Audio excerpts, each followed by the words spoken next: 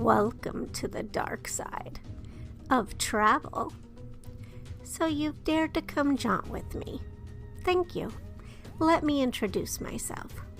I'm Courtney Mroch, ambassador of dark and paranormal tourism for Haunt Jaunts, a destination for restless spirits who dig hauntings, true crime, horror, Halloween, and weird days. I'll be your host and guide for this listening adventure. Looks like we've been cleared for takeoff, so buckle up, sit back, and enjoy the ride.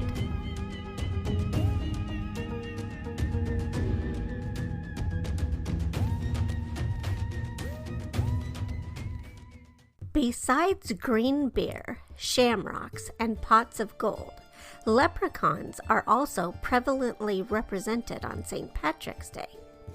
So you might think, and rightfully so, that Leprechaun Day would fall on March 17th, because yep, there is such a day to revere the wee little green guys.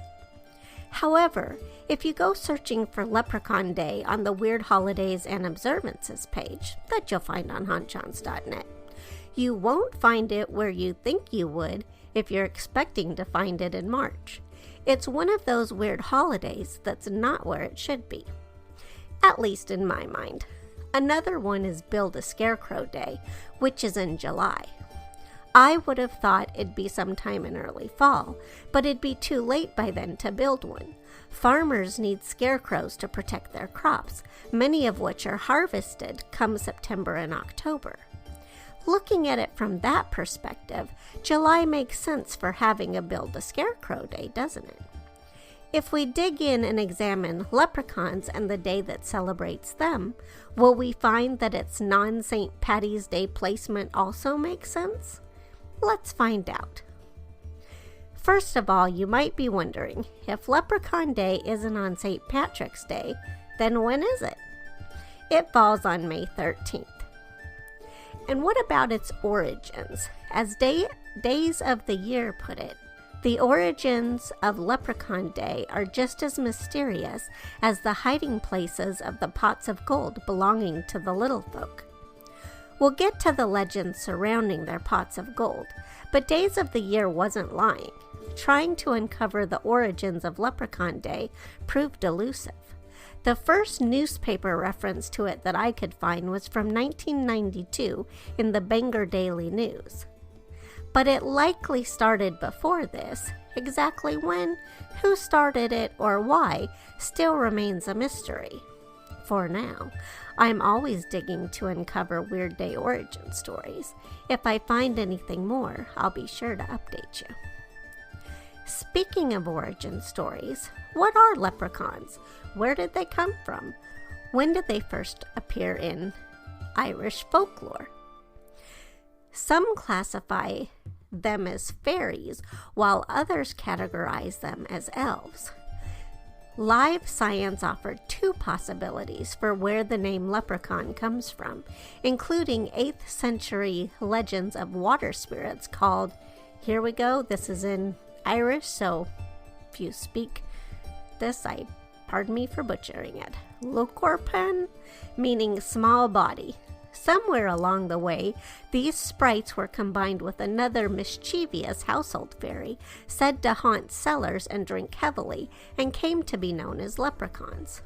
Or, as has also been suggested, do they hail from the Irish for shoemaker, leithbrogan? Don't know if I said that one right either, but I gave it the old college try. No matter where they came from, or how bad I mispronounce it, or what they are, be it a sprite or elf, all agree they're tricksters, and that each has a pot of gold. Days of the Year offered a story about where their gold comes from. It happened when the Danes invaded Ireland and entrusted their plunder to the wee folk, who didn't prove trustworthy after all. The leprechauns hid it all over Ireland to keep for themselves. However, popular Irish folklore says that there are two ways you can find their fortune and claim it for yourself. One, if you find a leprechaun or catch him, you are entitled to his pot of gold, which he can give you in exchange for his freedom. 2, rainbows illuminate where leprechauns have buried gold, so find the end of one and start digging. Leprechauns are also said to have the power to grant 3 wishes.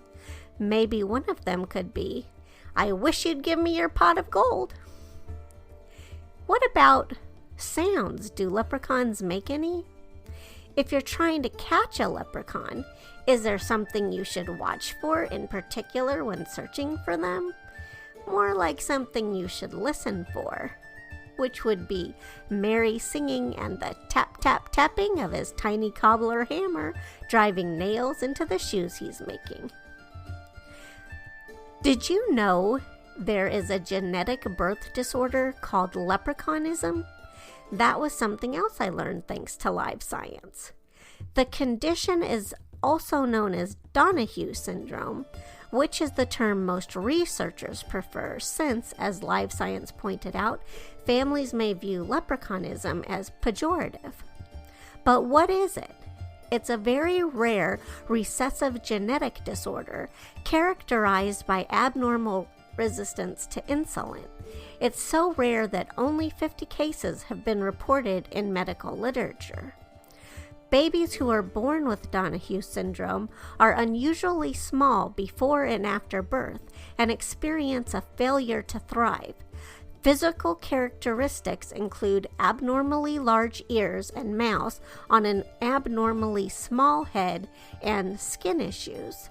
Their internal organs are also liable to be enlarged and potentially cause problems like repeated hernias. Other than being born small, I'm not sure how this disorder got the name that it did, although those with the last name Donahue may not like that so much either. Since the topic of leprechaunism is a little bit heavy, let's lighten things up to end this episode with an Irish blessing or two. My favorite that makes me chuckle every time I see it or hear it is, "May those who love us, and those who don't love us, may God turn their hearts.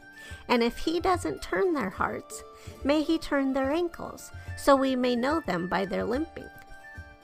However, a blessing that more closely matches the theme of this episode is, "May you have all the happiness and luck that life can hold, and at the end of your rainbows, may you find a pot of gold." Happy St. Patrick's Day, Leprechaun Day, or whichever day it is that you're listening to this.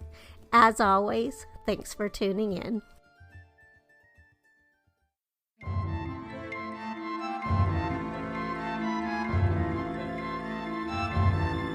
You've been listening to Haunt Jaunts, a podcast for restless spirits.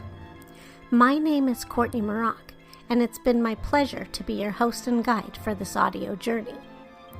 Did you like what you heard?